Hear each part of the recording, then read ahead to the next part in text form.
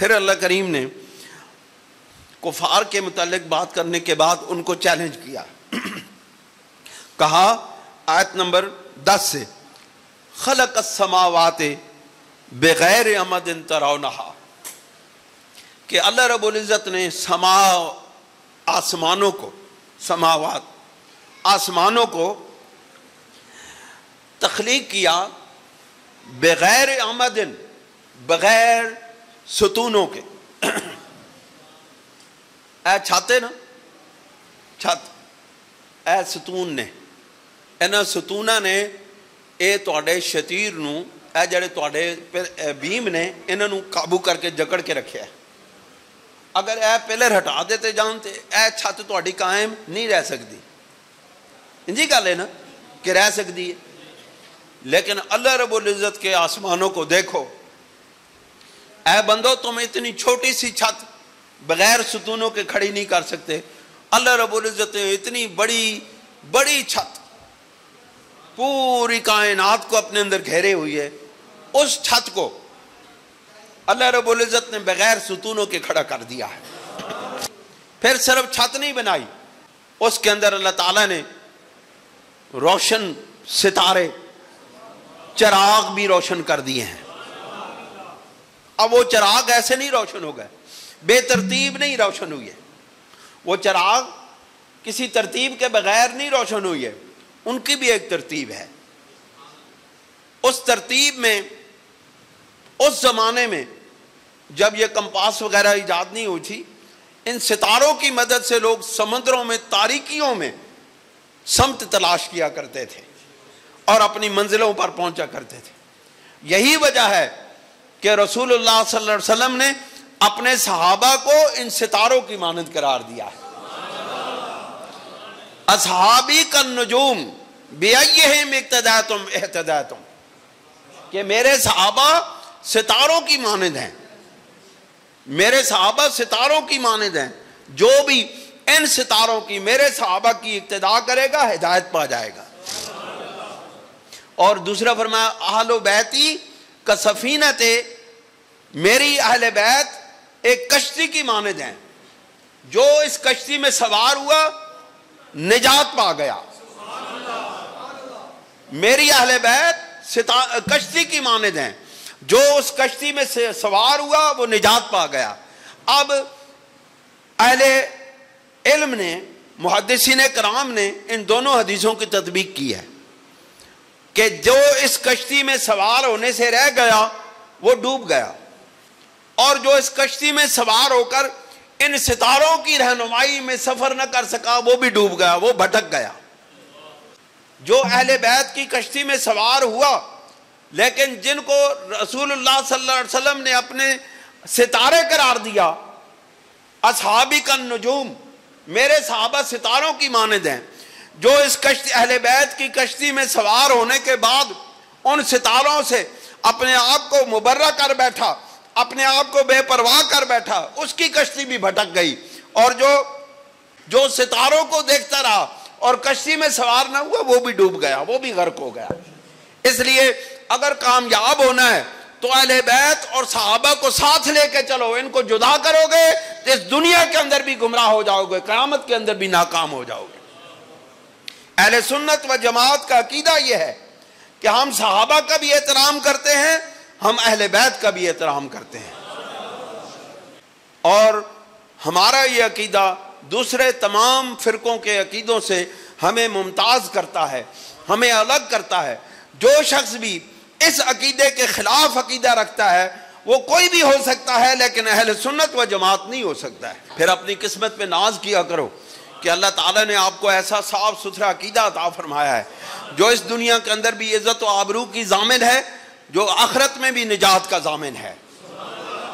اللہ کریم پھر ارشاد فرماتے ہیں کہ خلق السماوات بغیر عمد ترونہا، اللہ رب العزت نے ان آسمانوں کو بغیر ستونوں کے بنایا، ترونہا جن کو تم دیکھتے ہو.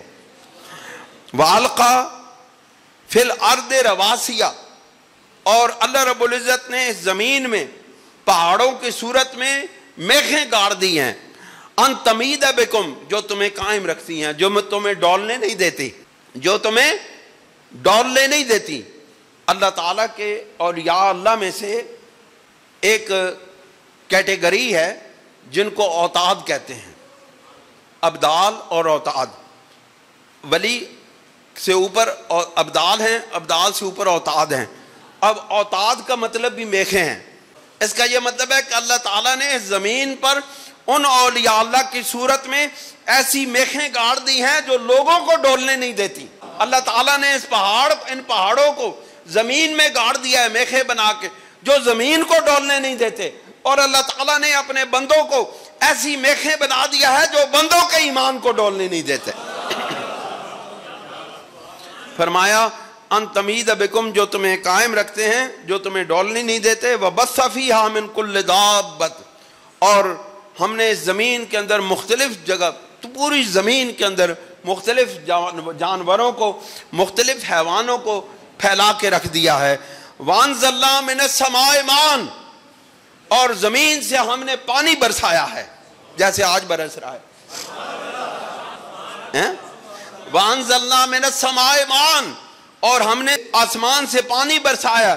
فانبتنا فیہا من کل زوج کریم، اور پھر ہم اس پانی کے برسنے کے بعد تمام اس زمین کے اندر سے ہم اگاتے ہیں ہر طرح کے جوڑے، بڑے اچھے جوڑے اگاتے ہیں، درختوں کی صورت میں، نباتات کی صورت میں، پھولوں کی صورت میں، بڑی کریم چیزیں، بڑی خوبصورت چیزیں، بڑی کرم والی چیزیں، بڑی رحمت والی چیزیں، بڑی صحت افزا چیزیں، بڑی انسانوں کو، جانوروں کو صحت بخشنے والی ہم سبزیاں اگاتے ہیں، درخت اگاتے ہیں، پھل اگاتے ہیں۔ فرمایا ھذا خلق اللہ، اب چیلنج کرتے ہیں اللہ رب العزت، ھذا خلق اللہ، یہ اللہ کی تخلیق ہیں۔ فارونی ماذا خلق الذین من دونہ، اب پھر تم دکھاؤ کہ تم جن کو اللہ رب العزت کے مخالف اور اللہ رب العزت کے مقابلے میں اپنا معبود بناتے ہو، انہوں نے کیا چیز پیدا کی ہے۔ اللہ رب العزت نے اپنی تمام تخلیق کا، اپنی قدرت کا، اپنی شان کا، اپنے تمام اس نظام کائنات کو قائم کرنے کے تمام وسائل اور تمام معاملات کو بیان کرنے کے بعد چیلنج کیا ہے کہ یہ تو اللہ رب العزت کی پیدا کی ہوئی چیزیں ہیں، اب تم بتاؤ جن کے آگے تم سجدے کرتے ہو، جن بتوں کے آگے، انہوں نے کیا چیز پیدا کی ہے۔ ایک شخص جو تھا وہ بتوں کا پجاری تھا، اس نے دیکھا کہ جن بتوں کی میں پوجا کرتا ہوں ان کے اوپر لوگ گھی شکر ڈال دیتے تھے، مل لیتے تھے۔ تو کہتا ہے میں نے ایک رات میں جاگا، ایک رات اٹھا، میں اپنے اس معبد کی طرف گیا، میں نے دیکھا کہ ایک گیدڑ جو ہے یا کوئی جانور جو ہے، بندر تھا، کوئی چیز تھی، وہ جانور جو ہے اس بت کے اوپر لگے ہوئے گھی شکر کو چاٹ رہا ہے۔ میرے دل میں خیال آیا کہ وہ خدا، وہ معبود جس بت کو ہم نے اپنا معبود بنا رکھا ہے، جس کو ہم اپنا مشکل کشا سمجھتے ہیں، حاجت روا سمجھتے ہیں، جس کے آگے ہم سجدہ ریزیاں کرتے ہیں، اس کو ایک جانور، ایک حرام جانور چاٹ رہا ہے اور وہ اس کو ہٹا بھی نہیں سکتا۔ یہ کیسا خدا ہو سکتا ہے کہ جو اپنے اوپر ایک جانور جو اس کے اوپر منہ مار رہا ہے اس کو ہٹا بھی نہ سکے۔ جب اللہ تعالیٰ ہدایت دیتا ہے ایسے راستے کھول دیتا ہے۔ وہ کہتا ہے پھر میں نے اس سے بھی عجیب منظر دیکھا، پھر اس جانور نے اس بت کو چاٹنے کے بعد ٹانگ اٹھائی اور اس کے اوپر پیشاب کر دیا۔ وہ کہتا ہے میں اسی وقت دوڑتا ہوا ایک مسلمان کے گھر پہ جا کے دستک دی، میں نے دروازے پر دستک دی اور میں نے اسے کہا کہ مجھے کلمہ پڑھاؤ، لا الہ الا اللہ محمد رسول اللہ۔ اس نے کہا میرے دل کے اندر یہ خیال آیا کہ وہ خدا کیسا خدا ہو سکتا ہے، وہ کیسا معبود ہو سکتا ہے جو اپنے آپ کو بھی حفاظت نہ کر سکے، وہ کیسا معبود ہو سکتا ہے۔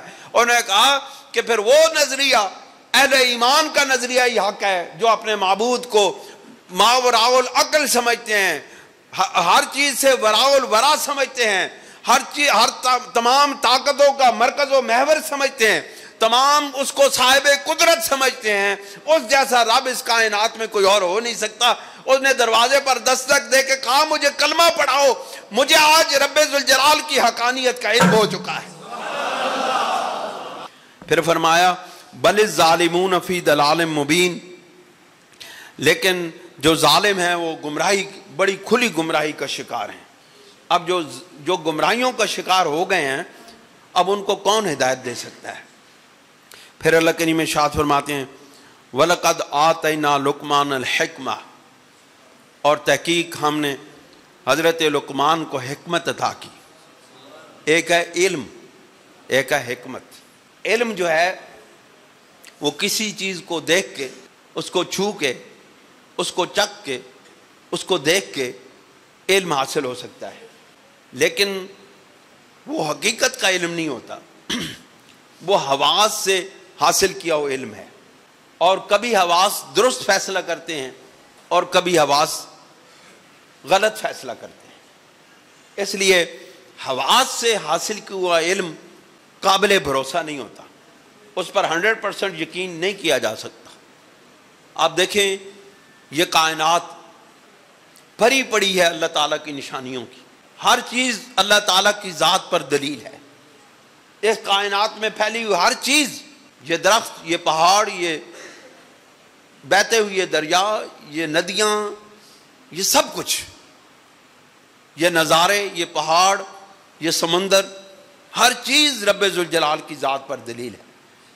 لیکن اس سب کچھ پیدا کرنے کے باوجود انسان کو رب تعالیٰ کی کما حق و معرفت حاصل نہ ہو سکی، اس لیے رب ذوالجلال نے اس معرفت کی تکمیل کے لیے، اس علم حقیقی کو عطا کرنے کے لیے، رب تعالیٰ کے اس علم کو عطا کرنے کے لیے کہ جو حواس کا محتاج نہیں ہے، جو حواس سے ماورا ہے، اس علم کو عطا کرنے کے لیے رب ذوالجلال نے اپنے انبیاء کو بھیجا ہے۔ اگر حواس سے حاصل کیا علم کامل ہوتا تو پھر انبیاء کو بھیجنے کی ضرورت نہ تھی۔ اس لیے ضروری ہوا کہ اس علم کو کی حقیقتوں کو پہنچانے کے لیے، حقیقتوں کے جاننے کے لیے اللہ رب العزت اپنے ان انبیاء کو بھیجا۔ اللہ رب العزت نے اپنے ان انبیاء کو بھیجا جو حواس سے ماورا علم عطا کرنے والے ہیں، جن کا علم حواس کا محتاج نہیں۔ مثلا کہ آپ دیکھیں، آپ کی آنکھ ہے، دیکھتی ہے، حقائق کو دیکھتی ہے، آپ نے ارد گرد پھیلی ہوئی ساری چیزوں کو دیکھتی ہے، اللہ تعالیٰ کی طرف دلیل لے کے جاتی ہے، لیکن آپ کی آنکھوں کو دیکھے ہوئے ہر بات درست نہیں ہو سکتی۔ آپ ایک ٹرین میں بیٹھے ہوتے ہیں اسٹیشن پر، کئی مرتبہ آپ نے دیکھا ہوگا، تو آپ کے پاس سے گاڑی گزرتی ہے تو آپ کو ایسے محسوس ہوتا ہے جیسے آپ کی گاڑی چل رہی ہے۔ ایسے ہوتا ہے کہ نہیں؟ کبھی دیکھا ہے، کبھی تجربہ کیا ہے؟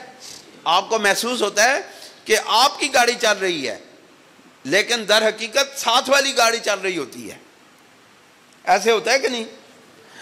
اور کبھی آپ کھلے میدانوں کے اندر ٹرین پر سفر کریں یا بس پہ سفر کریں، آپ کو ایسے محسوس ہوتا ہے جیسے زمین گھوم رہی ہے، حالانکہ چل آپ کی ٹرین رہی ہوتی ہے، لیکن ایسے محسوس ہوتا ہے جیسے زمین چل رہی ہے۔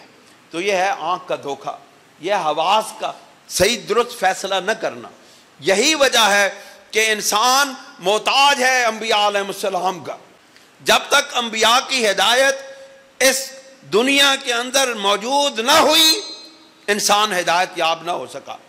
یہ ساری چیزوں کے باوجود انسان رب تک نہ پہنچ سکا۔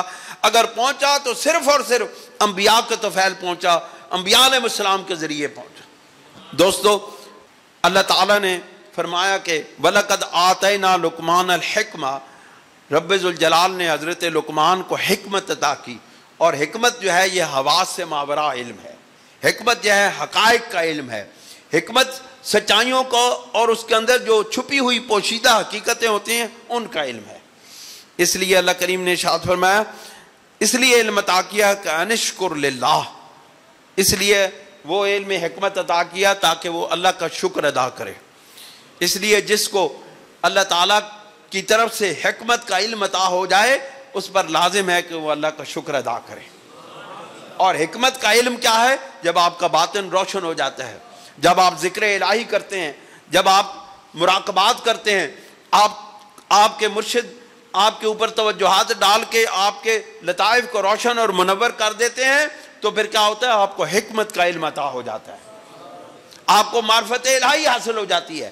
جب معرفت الہی حاصل ہو جائے تو پھر آپ پر لازم ہے کہ آپ اللہ کو شکر ادا کریں۔ وَمَن يَشْكُرْ فَإِنَّمَا يَشْكُرُ لِنَفْسِهِ، اور جو پھر اللہ تعالیٰ کا شکر ادا کرتا ہے تو پھر بے شک وہ اپنے آپ کے لیے ہی اللہ کا شکر ادا کرتا ہے، اپنے لیے ہی اللہ کا شکر ادا کرتا ہے، اپنے نفس کے لیے اللہ کا شکر ادا کرتا ہے۔ وَمَن كَفَرَ فَإِنَّ اللَّهَ غَنِيٌّ حَمِيدٌ، اور جو انکار کرتا ہے، جو کفر کرتا ہے، تو پھر بے شک اللہ رب العزت بے پرواہ بھی ہے اور حمد اور تعریف کیا گیا ہے۔ اللہ تعالیٰ ہمیں عمل کی توفیق عطا فرمائے۔ وآخر دعوانا ان الحمد للہ رب العالمین۔ جزاکم اللہ خیرا کثیرا۔